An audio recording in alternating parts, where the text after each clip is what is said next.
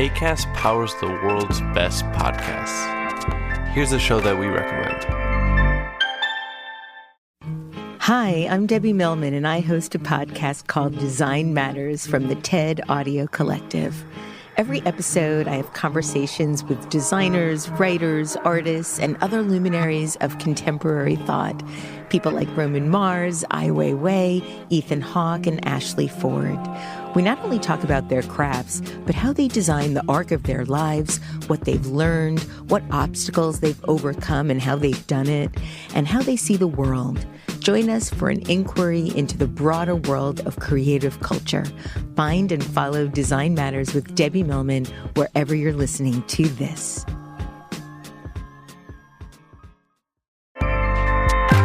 Acast helps creators launch, grow, and monetize their podcasts everywhere. Acast.com. Just a quick heads up, this is part 2 of a 2-part story, so you may want to go back and listen to the first part, if you haven't already. For a short while, Joe's presence was a welcome addition. He was friendly and brought a sense of normalcy. He liked to help out around the property. But Fox Hollow Farm did not grant Joe a warm welcome. On Joe's very first night in the apartment, the house's malevolent history invaded his dreams.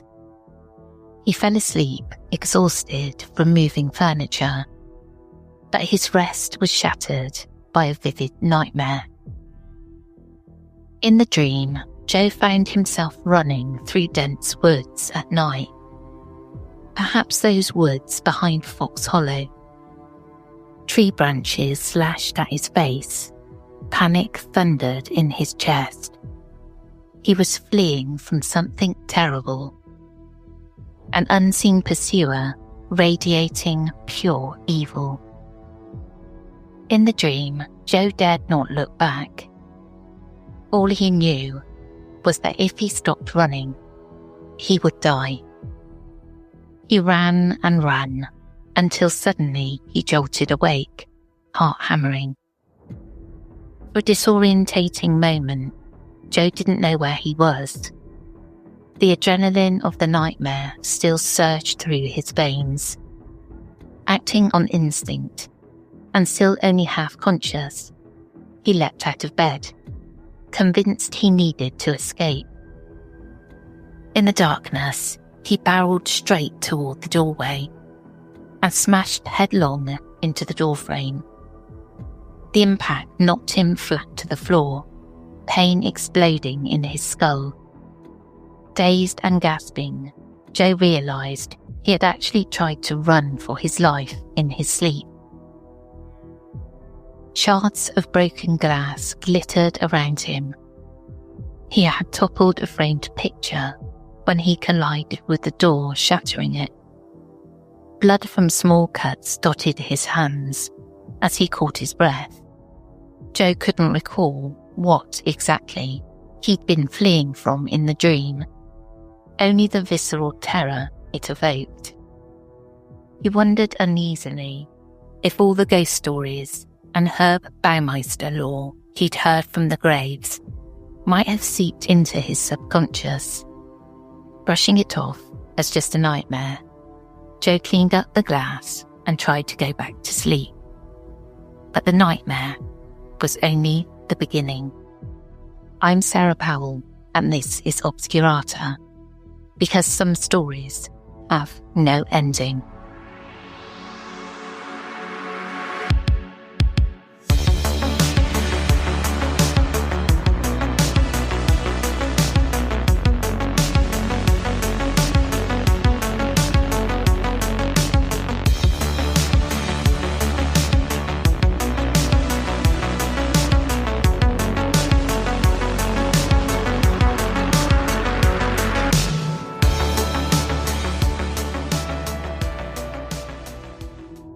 It wasn't long before Joe began experiencing bizarre occurrences while wide awake. Late one evening, after dinner, he stood at the sink in his little kitchen washing dishes. Fred lay quietly by the door, The night was still. Suddenly, a hard knock sounded on the front door of the apartment. Rap, rap, rap, in quick succession. Joe frowned. It was unusual to get visitors here, especially at night. Perhaps Rob needed something. Drying his hands, Joe went to answer the door. But when he swung it open, nobody was there. He leaned out, peering down the wooden staircase that led up to his apartment door. The porch light illuminated the empty steps and the driveway beyond. Silence. With a slight shiver, Joe closed and locked the door again. He told himself it might have been the wind or an animal brushing against the door. Returning to the sink, he tried to shake off the unnerving feeling that crept over him. Fred, however, was on alert. The dog had sat up, ears pricked and muzzle pointed toward the door. Before Joe could finish washing the dishes, knock, knock, knock. It came again, louder this time, an insistent pounding that reverberated through the doorframe. Joe's heart thudded. Someone was definitely there, or so it seemed. He marched to the door and yanked it open, determined to catch the prankster in the act. Once again, nothing. The night was cool and empty, but something caught Joe's eye. The heavy metal door knocker hung straight out at a 90-degree angle, as if an invisible hand was still pulling it back to rap. Joe stared in disbelief as the knocker then fell of its own accord, slamming against the door with the exact triple knock he'd just heard. There was no one on the threshold who could have just done that. A chill crawled up Joe's spine. He slowly closed the door and slid the deadbolt shut, his mind racing. Fred stood in the entryway now, rumbling a growl at the empty air. Suddenly from the silence, Joe heard the subtle jiggle of the doorknob behind him. The knob twisted left and right, rattling as if someone on the other side was trying forcefully to open the locked door. Joe backed away, fear blooming in his chest. The knob rattled harder, the door shaking on its hinges. For a few seconds, Joe feared the intruder, whatever it was, would force its way inside. Then, just as abruptly, the rattling stopped. Joe exhaled, not realizing he'd been holding his breath. It was quiet for one heartbeat. 2. Without warning, the entire door exploded inward, the wooden frame splintering as it banged open with tremendous force.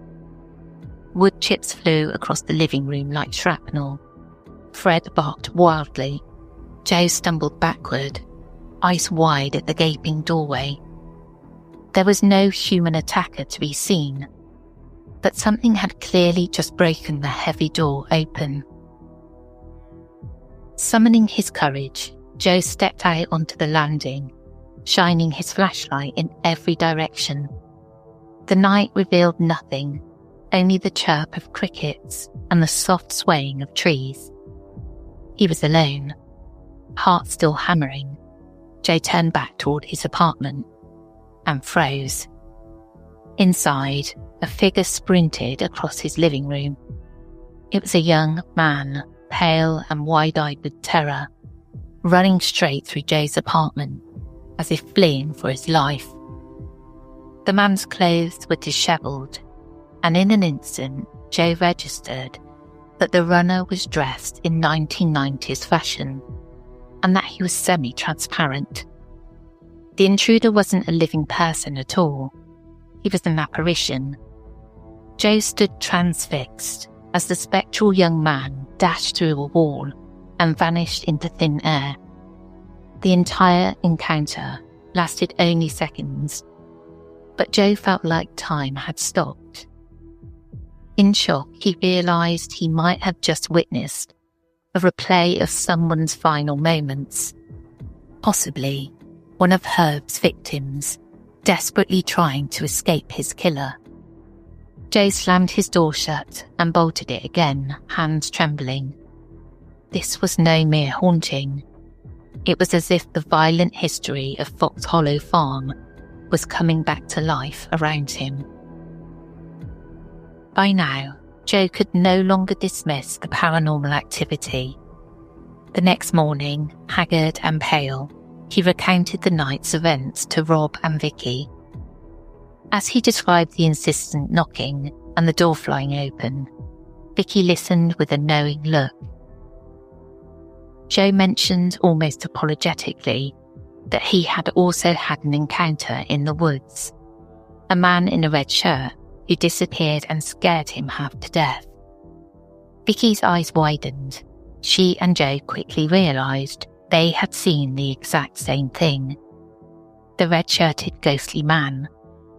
For Vicky, Joe's independent corroboration of the ghost's appearance was both validating and terrifying. She hadn't imagined it. For Joe, hearing that Vicky had spotted that figure even before he did only confirmed that something paranormal was truly at play. The Graveses decided it was time to dig deeper into the history of the farm. They needed to know more details about Herb's crimes, and especially about his victims. Perhaps the ghosts were trying to communicate, to tell their stories. Joe, in particular, became almost fixated on learning about the people who had died there. The three of them gathered any information they could: old newspaper clippings, crime documentaries, news footage. Late at night, they huddled around the television, watching a special on the 1996 investigation, which showed photographs of the victims whose remains had been identified. As one young man's smiling photo appeared on the screen, Joe's breath caught in his throat. He recognised the face. It was him. The same young man he'd seen running as a ghost through his apartment was now staring back at him from an old missing persons picture. Joe's hands went cold. He whispered to Rob and Vicky that this was the apparition he saw. The realisation hit them like a gut punch. The dead was still there at Fox Hollow Farm, and at least one of them had revealed himself to Joe. Rob grew concerned about Joe's growing obsession, warning him to take a step back for his own sanity. But Joe felt a duty, almost a calling, to uncover the truth of what these spirits wanted. Some answers soon arrived, quite literally, from the ground. On a crisp day, not long after the door incident, Joe took Fred for a walk in the woods out back, following a trail among mossy logs and shaded maples. He found himself wandering near the very patch of trees where he and Vicky had seen the red-shirted man. Fred suddenly darted ahead, sniffing and digging at a pile of leaves. Joe jogged to catch him up, and as he pulled the dog back, he noticed something pale poking out from the soil. He knelt down and gently brushed aside the decaying leaves. There in the dirt lay a bone, weathered white and unmistakably human. Joe carefully picked it up. It was about a foot long. He'd seen enough on the news to suspect it was part of a human femur or leg bone. His stomach turned, somehow. Even after the extensive police searches years ago, human remains were still on the property, and Fred had sniffed one out. Joe brought the bone to Rob and Vicky, who confirmed it looked very human indeed. This grim discovery prompted the Graves to inform the authorities. Rob phoned the lead detective who had worked the Baumeister case back in 1996. The detective agreed to come to Fox Hollow Farm to inspect the find and perhaps give some insight into where the rest of that person might be. When the detective arrived, he walked them through a macabre tour of the past. Standing by the now still swimming pool, the detective explained that, based on the original investigation, Herb had likely strangled his victims in or near this pool. Perhaps some died in the water itself. Hearing these details made the pool room feel colder and more oppressive than ever. Vicky shivered, Joe's eyes narrowed with determination. If the pool was a focal point of these crimes, no wonder strange activity had been happening there, like Vicky's vacuum encounter and her sensed presence. Little did they know, the most harrowing incident was yet to come, and it too would centre on that pool. By this point, Fox Hollow Farm's ghostly reputation had begun to spread beyond the family's close friends. Word got around about the Graves' experiences. Some were sympathetic, others sceptical. One of Joe's friends, a young man named Jeremy, was particularly doubtful about the hauntings. To him, it all sounded like overactive imaginations. Joe, however, was utterly convinced by now that Fox Hollow Farm was haunted, and he was determined to prove it to the doubters. So one afternoon, Joe invited Jeremy and a couple of other buddies over to swim in the infamous indoor pool. If any area of the house was truly haunted, surely it was that room. Joe half joked that maybe Herb's ghost lurked down there. Jeremy smirked. He thought a swim would put these ghost rumours to bed. The group gathered at the pool, an enclosed space with humid, chlorine-scented air and walls that had witnessed unspeakable crimes. Sunlight slanted in through high windows as the friends splashed around, skimming the bottom for dead beetles and debris, a chore that needed doing. The water was calm and clear, lapping gently against the sides. For a while, everything seemed perfectly normal. Laughter echoed as one of the guys made a sarcastic quip about ghosts not liking water. Joe forced a grin, trying to shake off his own nerves. But deep down, he felt a prickling alertness, as though they were being watched. As Joe paddled toward the deep end to retrieve one last bit of floating leaf, something brushed against his lower back under the water. He flinched and turned, expecting to see one of his friends goofing around, but the other men were on the opposite side of the pool, a good distance away. No one was near him. Joe's brow furrowed. Had he imagined it? He treaded water for a moment, unease building. Without warning, an ice-cold force gripped Joe from behind and yanked him underwater. He had no time to scream, his mouth and lungs filled with chlorinated water as he was dragged down. Absolute panic seized him. He thrashed wildly, but there was no physical body to fight off. His friends watched in confusion as Joe suddenly vanished beneath the surface. At first they thought he was playing a prank, until they saw Joe's face. Joe's eyes were bulging in terror as he reappeared briefly, his hands clawing at his neck. He looked for all the world like he was being choked by invisible hands. Bubbles erupted around him as he tried to scream.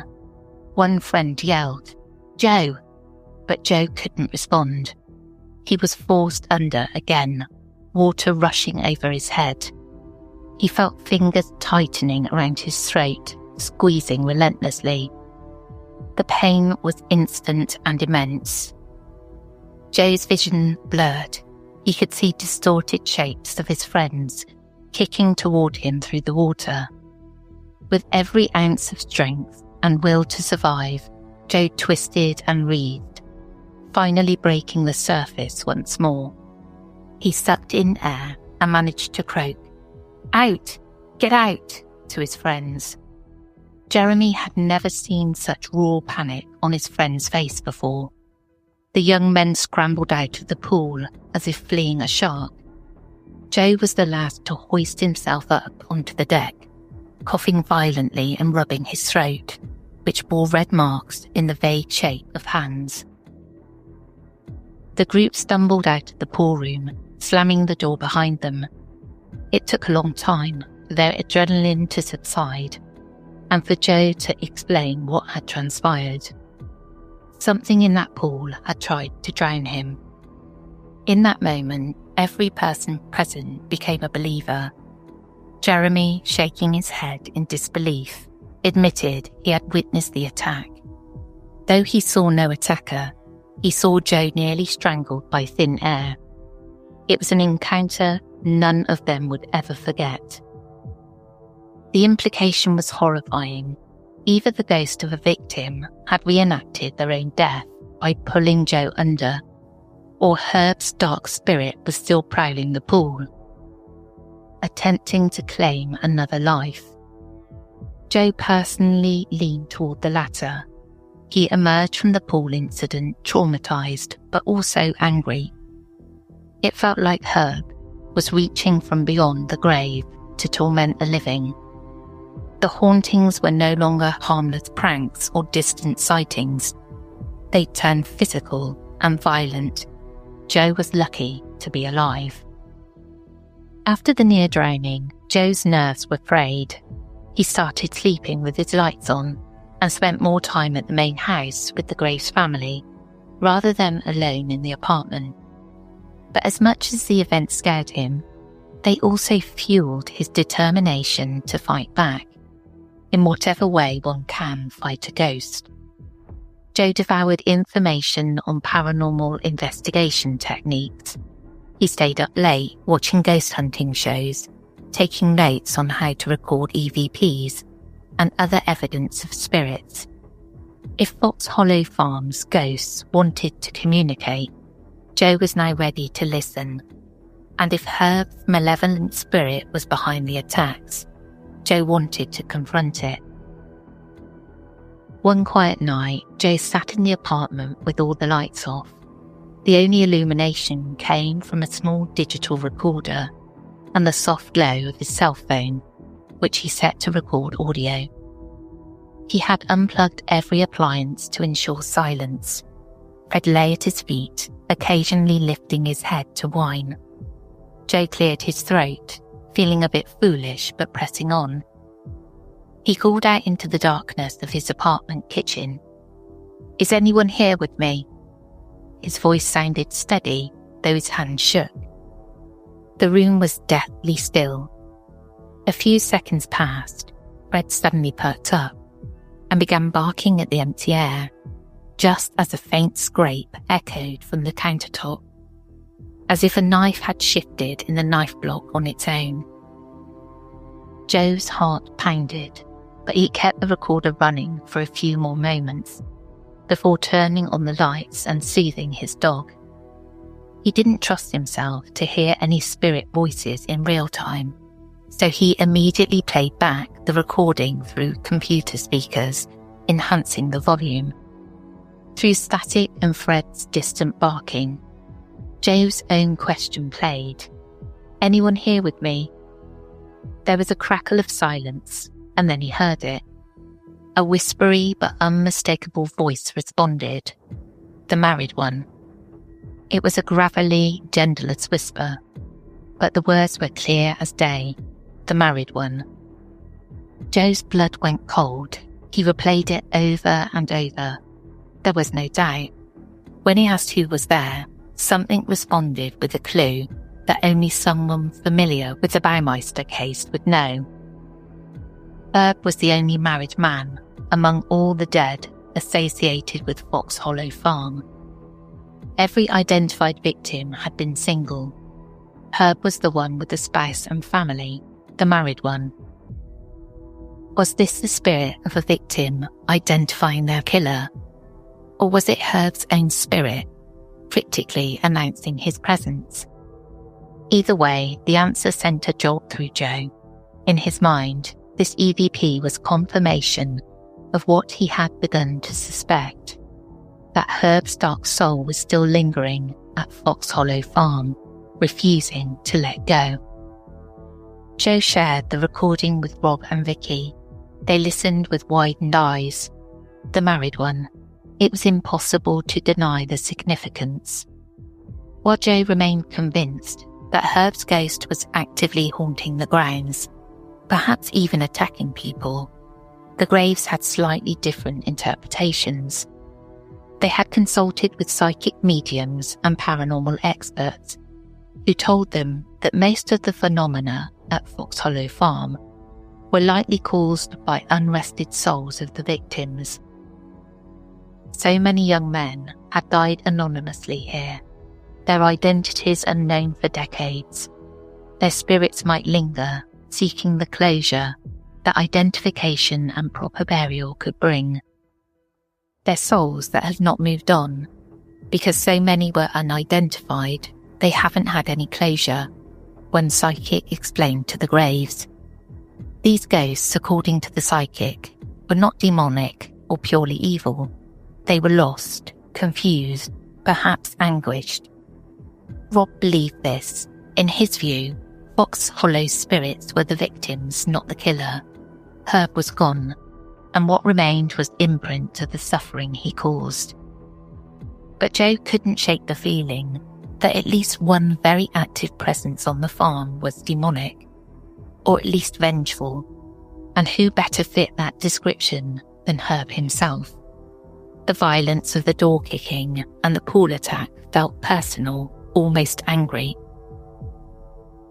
It didn't escape Joe that he, a young man living on Herb's property, might resemble the type of victim Herb targeted.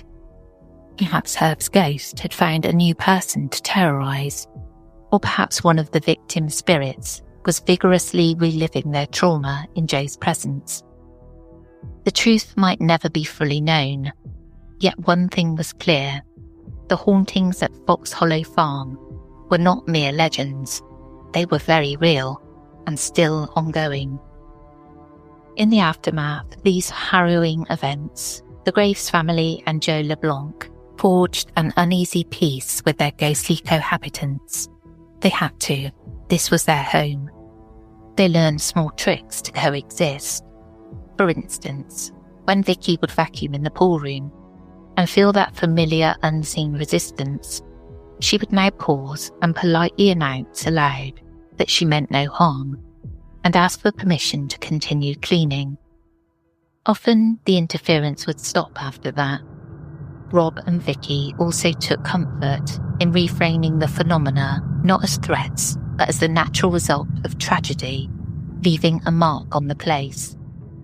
Rob would say that Fox Hollow Farm had so many people killed and is still standing, unlike most crime scenes which are demolished.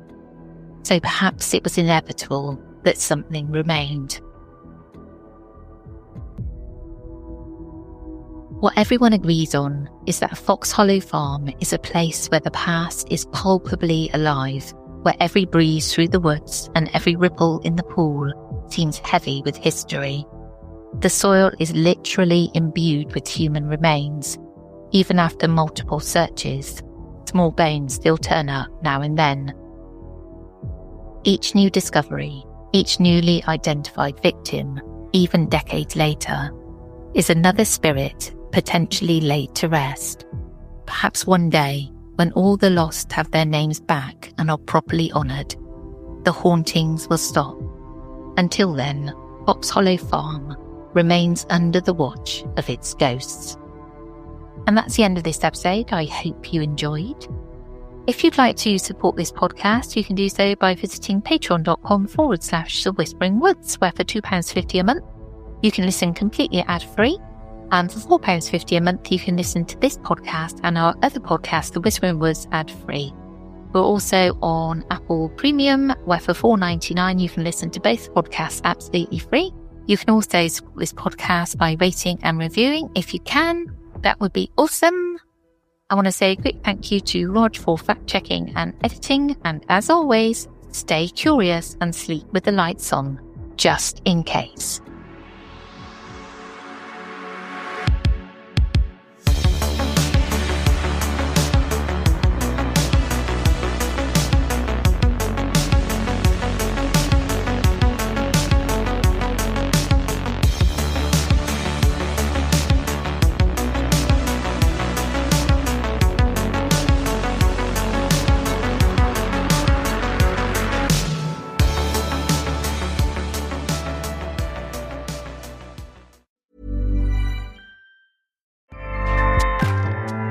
Acast powers the world's best podcasts. Here's a show that we recommend.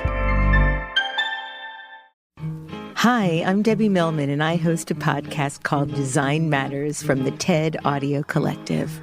Every episode, I have conversations with designers, writers, artists, and other luminaries of contemporary thought. People like Roman Mars, Ai Weiwei, Ethan Hawke, and Ashley Ford. We not only talk about their crafts, but how they design the arc of their lives, what they've learned, what obstacles they've overcome and how they've done it, and how they see the world. Join us for an inquiry into the broader world of creative culture. Find and follow Design Matters with Debbie Millman wherever you're listening to this.